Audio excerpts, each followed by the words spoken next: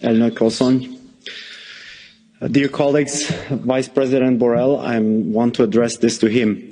I come from a country that fought hard for its democracy and paid an enormous price in human lives in 1989. And what the history of my country taught me is that simply holding elections does not equal democracy. Elections under dictatorship are grotesque. 36 years later, I come here and ask you, does anyone think that elections held in a climate of terror can be considered free and fair? Imagine that on general election day, you put on your best clothes and head together with your family to the closest polling station. And there, as it happened in Uganda, you're met with violence and terror by your own government forces who are supposed to protect you. People are shot, arrested, opposition leaders are under house arrest, and worse. Do you trust the government the next day after such elections?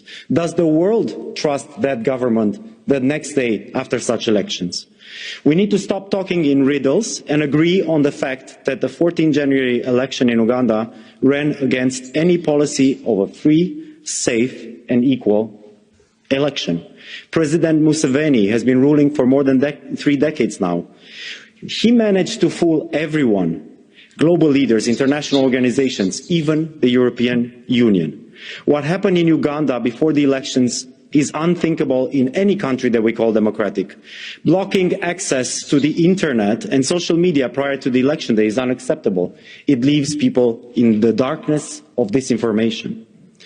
Bobiwine, Uganda's opposition leader who conducted peaceful protests in order to condemn that the poll was rigged, has been put under house arrest for several days. Neither media nor party officials were allowed to access his home.